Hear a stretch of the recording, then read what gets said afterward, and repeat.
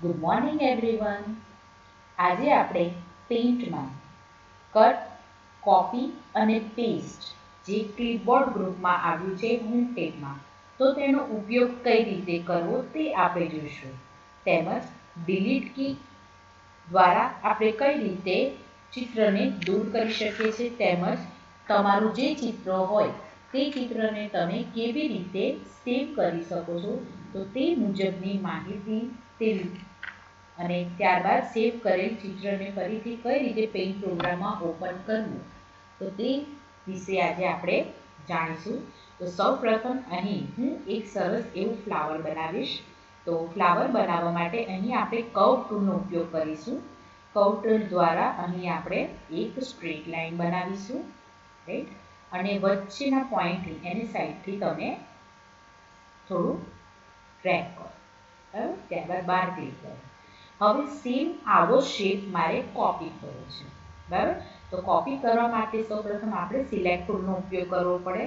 તો સિલેક્ટ ટૂલની મદદથી તમે કોઈ પણ શેપને તમે આ મુજબ સિલેક્ટ કરી શકો છો.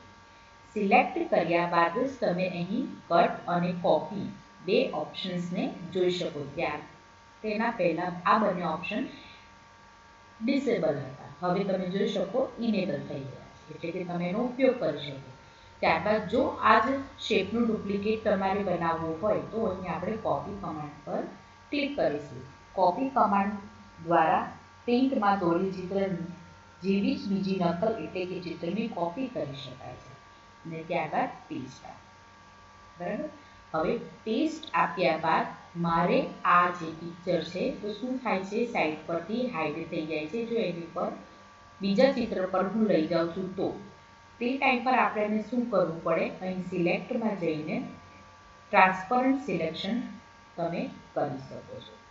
હવે જો તમારે ફ્લાવર બનાવવું હોય તો આપણે પાંદડી જેવો શેપ બનાવો. તો પાંદડી જેવો શેપ બનાવવા માટે આ જે શેપ છે તેને આપણે એનું ઓપોઝિટ એટલે વિરુદ્ધ દિશામાં ફેરવવાનું છે. તો ફેરવવા માટે રોટેટ ઓપ્શનનો ઉપયોગ થશે. તો અહીં રોટેટ પર ક્લિક કરીશ અને rotate right 90 degree, rotate right 90 degree, rotate right 90 degree, rotate right 90 degree, બરાબર. તો આ રીતે કરશો તો તમારો શેપ રોટેટ થશે.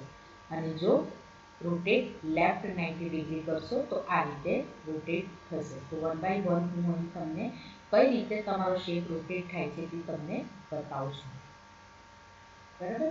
ત્યારબાદ છે રોટેટ 180 ડિગ્રી, બરાબર. 180 ડિગ્રી પર કઈ રીતે રોટેટ થશે તે તમને અહીંયા જોઈશું. પછી છે ફ્લિપ વર્ટિકલ. ફ્લિપ વર્ટિકલ પર ક્લિક કરશો તમને આ રીતે જોવા મળશે. ત્યારબાદ છે ફ્લિપ હોરિઝોન્ટલ.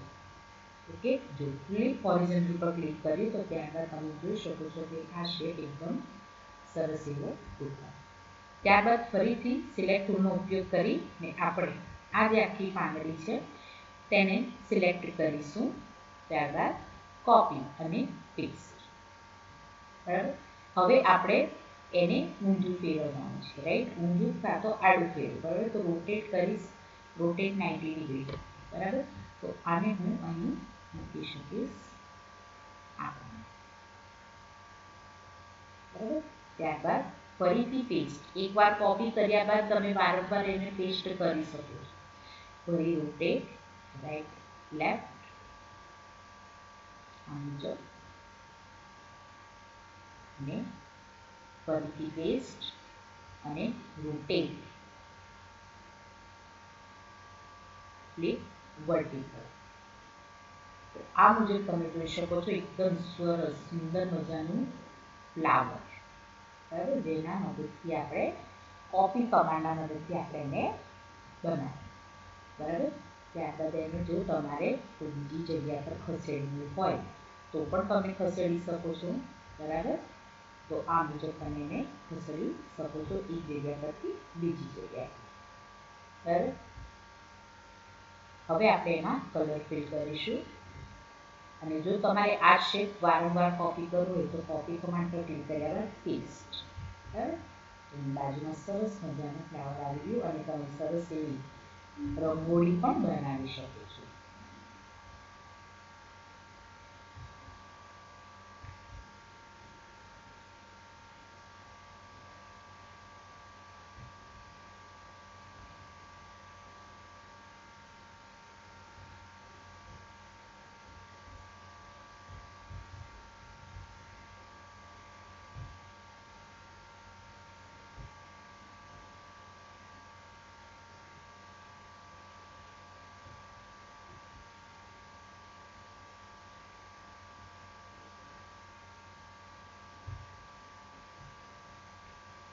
તમે જોઈ શકો છો કે કઈ મુજબ કેવી રીતે આપણે એને ગોઠવવાનું છે, જે મુજબ સરસ એવી રંગોળી બની શકે છે.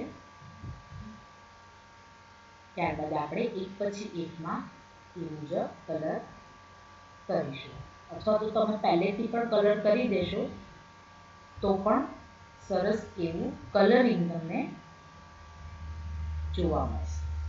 ઓકે, તો આ મુજબ એક પછી એક પેસ્ટ કર્યા બાદ તમે સરસ એવું જોઈ શકો.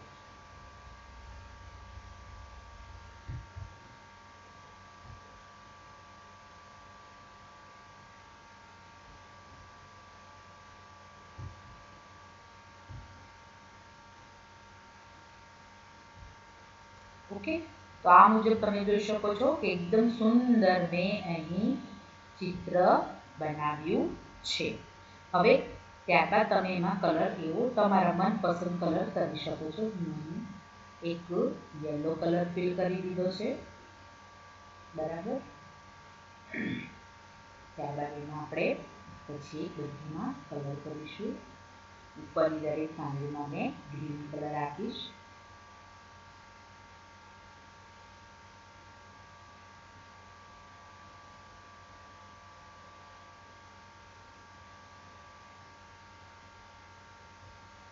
ઓકે, ત્યારબાદ એક કલરમાં પણ તમે બનાવી શકો છો. તમારે જે મુજબ કલરિંગ કરવું હોય એ મુજબ કલર તમે કરી શકો.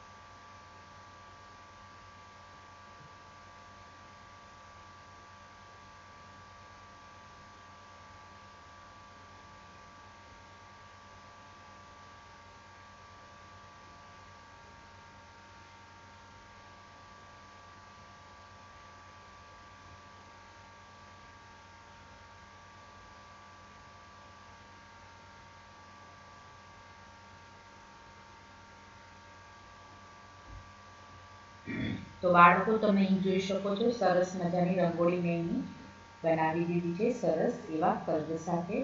તો આ મુજબ પણ તમારા ઘરે જો લેપટોપ ક્યાં તો કમ્પ્યુટર હોય, બરાબર, તો એમાં તમે ખુદ કઈ રીતે રંગોળી બનાવી તે સ્ટેપ બાય સ્ટેપ મારા વિડીયોમાં જોઈને કરજો.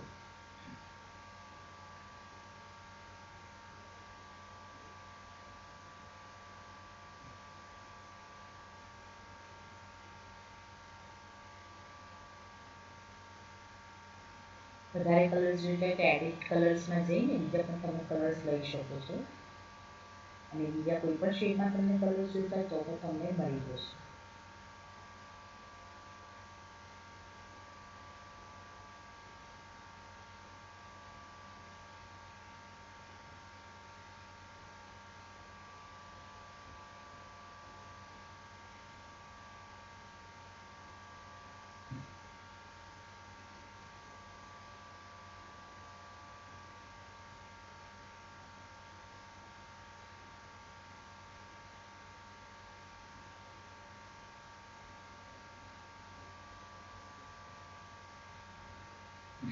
ઓકે સ્ટુડન્ટ્સ, તો આ મુજબ તમે સરસ મજાનું એક ભાત ચિત્ર તમે જોઈ શકો છો, જે આપણે પેઇન્ટ પ્રોગ્રામની મદદથી પણ બનાવી શકીએ છીએ, જેમાં આપણે કોપી અને પેસ્ટ કમાન્ડનો ઉપયોગ કરીએ.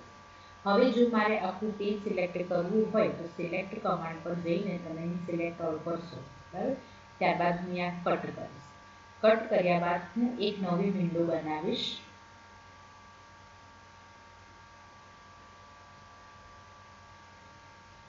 આપણે પહેલા સેવ કરી દઈએ. સેવ કરવા માટે જો તમે ફાઇલને સેવ રાખશો તો તમારું એનું એ ચિત્ર રહેશે, તો સેવ કરવા માટે અહીં સેવ બટન પર ક્લિક કરો, ત્યાં તો અહીં પેઇન્ટ બટન પર ક્લિક કરીને સેવ કમાન્ડ પર ક્લિક કરો. ત્યારબાદ અહીં તમારા જે પણ ફાઇલનું નામ આપવું હોય તે તમે આપી શકો છો અને ફાઇલને તમારે જે તમારું ફોલ્ડર હશે ત્યાં તમે સેવ કરી શકો છો.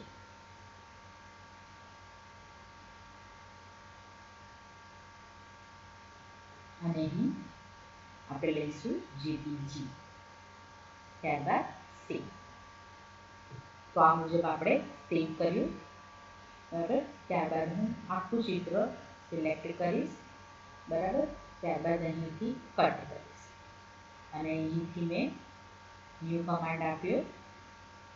ન્યૂ કમાન્ડ આપ્યા બાદ તમે નવી ફાઇલ પેઇન્ટ ફાઇલ જોઈ શકો છો. ત્યારબાદ હું એને અહીંથી પેસ્ટ કરીશ. પેસ્ટ કર્યા બાદ તમે જોઈ શકો છો કે બીજી ફાઇલમાં મેં એને રિપ્લેસ કરી દીધું છે. તો કટ કમાન્ડના ઉપયોગથી શું થાય કે આ કમાન્ડ દ્વારા સિલેક્ટ કરેલ ભાગને બીજી જગ્યાએ ખસેડી શકાય છે. બરાબર, તો આ મુજબ આપણે કટ કોપી પેસ્ટ કમાન્ડ જોયો. અને જો ડિલીટ કરવું હોય તો તમારા કીબોર્ડમાં સિલેક્ટ કર્યા બાદ ડિલીટ કી પ્રેસ કરવાથી તે રિમૂવ થઈ જશે. ઓકે, તો આ મુજબ આપણે કટ કોપી પેસ્ટ અને ડિલીટ કમાન્ડનો ઉપયોગ જોયો. ત્યારબાદ જો હું આ ફાઇલને બંધ કરું, ફાઇલને તમારે સેવ કરવી હોય તો બંધ કરવા પહેલાં તમને પૂછે do you want to save changes. જો સેવ કરવું હોય તો અહીંથી સેવ કમાન્ડ પર ક્લિક કરવાનું અને સેવ ના કરવી હોય તો તમે ડોન્ટ સેવ કમાન્ડ પર ક્લિક કરી શકો છો. બરાબર, હવે જે ફાઇલ તમારી બની છે એ ફાઇલને ફરીથી મારે ઓપન કરવી છે. તો ઓપન કરવા માટે હું ફરીથી અહીંયાથી પેઇન્ટ પ્રોગ્રામ ઓપન કરીશ અને તમે જોશો તો પેઇન્ટ બટનમાં ઓપન કમાન્ડ આપેલો છે અને રિસેન્ટ પિક્ચર્સમાં પણ આગળ ફાઇલ્સ આપી ત્યાંથી પણ ઓપન કરી શકો છો અથવા તો ઓપન કમાન્ડ પર ક્લિક કર્યા બાદ અહીંથી તમારું જે પણ ફોલ્ડર છે તે સિલેક્ટ કરવું. બરાબર, અને ત્યારબાદ એને સિલેક્ટ કરીને ઓપન બટન પર ક્લિક કરવાથી તમારી આગળની જે ફાઇલ હશે તે ખુલી જશે. તો આ મુજબ તમારે કેવી રીતે કટ કોપી પેસ્ટ ડિલીટ સેવ અને ઓપન કમાન્ડ્સનો ઉપયોગ થાય તે આજે આપણે પેઇન્ટમાં જોયું. તો સરસ એવી રંગોળી તમારે પણ જાતેથી બનાવી શકો છો પેઇન્ટ પ્રોગ્રામમાં. તો મારા વિડીયોમાં જોઈને સ્ટેપ બાય સ્ટેપ તમે શીખી શકો છો. ઓકે, તો આ મુજબ તમે પ્રેક્ટિસ કરશો તો તમને જલ્દી આવી જશે. અને પ્લીઝ મારા વિડીયો બીજા જોવા માટે મારી ચેનલ સબસ્ક્રાઈબ કરો અને નોટિફિકેશન્સ જોઈતી હોય તમને તો બેલ આઇકન પર ક્લિક કરો જેથી મારી નોટિફિકેશન્સ તમને મળતી રહે. Okay, thank you. Have a great day.